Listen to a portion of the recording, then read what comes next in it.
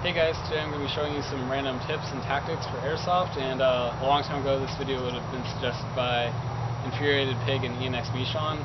I just haven't been around to do it, so we're going to do it today. And I'm just going to run through a couple of general things that I think might be helpful to you guys. There's no real particular theme to this, I guess, but just some helpful tips, so I guess we'll get started. So to start off, we'll talk forts, and by that I just want to cover that if you're going to be in a fort or really any position, you want more than one way out. If you have someone attacking you from the front, or let's say if you have someone attacking you from, let's say, this side, you probably don't want to go out that way, and if you didn't have any escape routes over here, you'd be kind of pinned down. But this is a pretty good fort. It's got multiple exits, both one here and on the side here, and you can also go out the back. It's a little bit more difficult, but the only thing you really have to worry about in this fort is being attacked from behind. So that's just something you kind of have to be cautious of. This is a kind of fort you might want to steer clear of. I have it, and it's a decent fort, but it's only got one entrance and exit.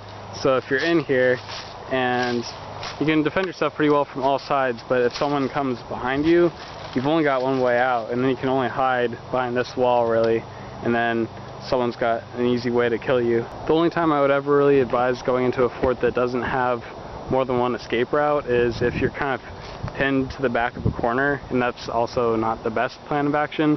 But if you're absolutely sure that there's no way someone could be behind you, since like here there's a road, a fort like this isn't too bad because you only have attackers coming from one side, and that's just the front of this because it's at an angle compared to the rest of our forest. The second reason that that fort is pretty nice is that it has the uphill advantage, and that brings us to our next tip, and that's to try and use height to your advantage. Whether it's in like a tower like that or just uphill on a fort, even though this isn't a very steep incline, it's still easier for the people in that fort to shoot down at people, say in this fort, than it is for them to shoot up. Now the height advantage is generally the case, but there are some exceptions to that rule, and one of those is don't climb trees. It's a prime example of just because you can do something doesn't always mean you should. I've broken this rule on occasion, and same with a couple of my friends, because it can be pretty nice getting a kill from up in a tree, but generally, as soon as you take that first shot, there's usually someone around to hear it, and then you're in a worse spot than a fort with only one exit. You're in a tree with only one exit, and that's down, unless, I don't know, you have some sophisticated way of moving between the trees.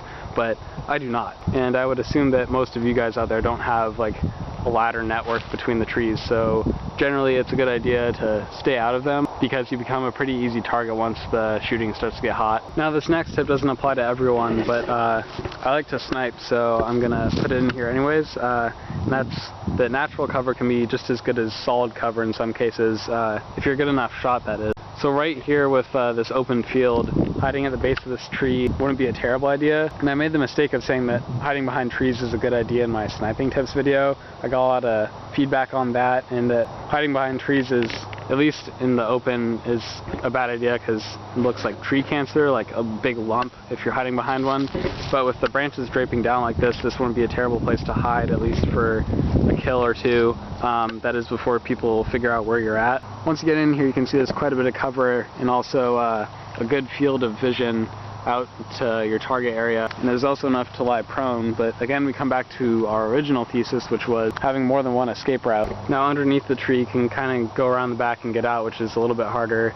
You can go up the tree, but we already decided that was a bad idea. So in situations like this, you just want to judge the risk versus the reward. Like, if you think you can stay hidden and get a clean shot off before they notice, then it might be worth it, as opposed to hiding behind cover and then having them know where you are. Now on the flip side of all of this, you might want to think of how you might want to force your enemy into a position that you wouldn't want to be in, and maybe taking them from one of the forts like we showed you at the beginning over there that had multiple exits, and flushing them out of there and getting them into one of these that has fewer. If you find yourself in that position, you're being flushed out of a fort, try and take the route that will give you the most cover. I wouldn't suggest jumping over this barrier and then running straight through what we call no man's land, and it's just this area with no forts up until the other edge of our property. You'd probably want to go around the back and then go around where there's more cover.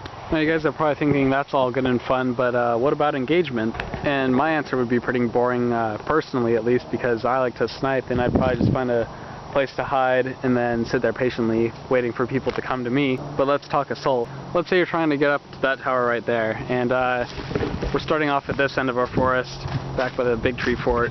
What you would want to do is try and advance up that way and finding cover as quick as possible. And you wouldn't want to just run straight up, which is pretty obvious, but also you probably don't want to just run straight to cover. In this case, if you started back behind this tree, you'd probably want to run out of their field of vision first to put cover between you and them as soon as possible.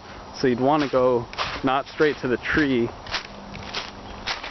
but out of their field of vision over this way, and then work your way up to the tower, or even, in this case, go around, which we'll probably do because that offers you more cover on the way up. So coming around this side, you can see the people in the tower still won't be able to see you, and assuming there's no enemies through here, this would be the best course of action. And then we get right about here, and we're in sight of the tower again, so this is where you'd want to start moving into these forts here to get closer to get a better shot. And again, you want to keep moving up, putting as much cover between you and them.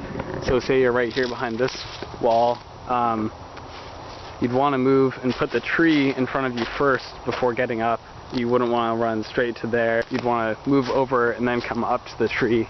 And this isn't the best example for my field, since this is the last bit of cover before the fort, but you want to try and put as much cover between you and them before you get up here. As you can see, with our forest, we don't have much cover past this point, so this will be different for you guys depending on where you play, but I hope just some of these tips have helped. I know a lot of the things I've shown in this video apply to my field, but I hope you guys can take this and as an example and then use them on your own field.